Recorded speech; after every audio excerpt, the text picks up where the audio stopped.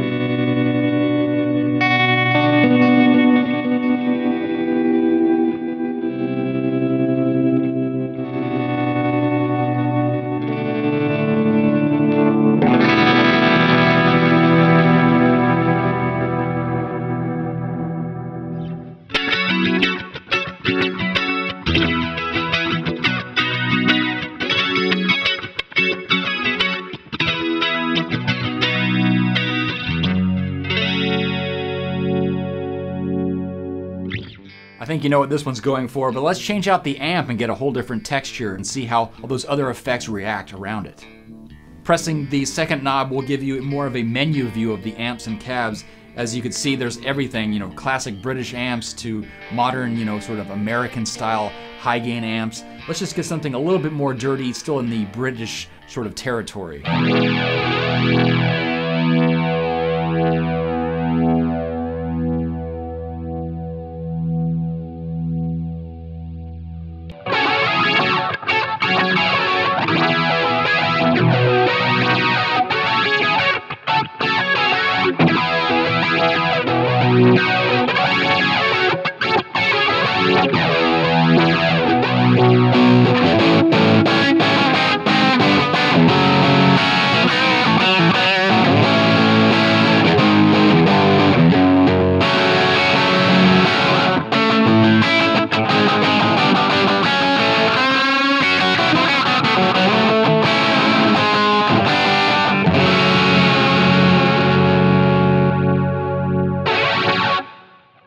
Let's dive a little bit deeper into the amp modeling aspect since we're still going direct and in stereo.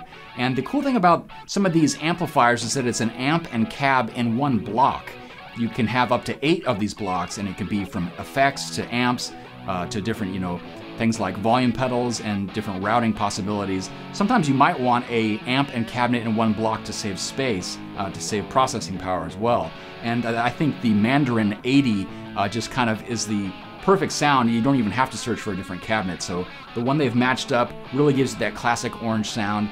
And there's all sorts of other pages to navigate in this amp model, such as the FAC, which is a crucial control in that classic orange sound. And I'm also going to hit it hard with a fuzz in front that goes after a classic big muff.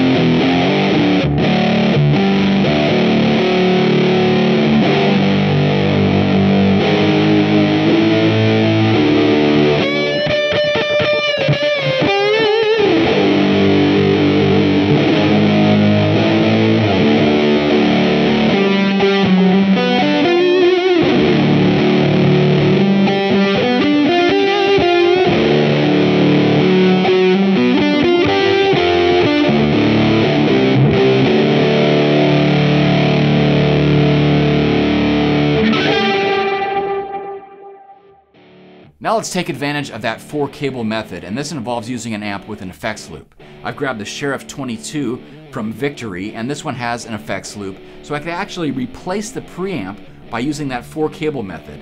In other words, I could take this fairly, Marshall-y sounding amp and replace the preamp section with, say, a US Princess model, and that one is clearly going after the Princeton.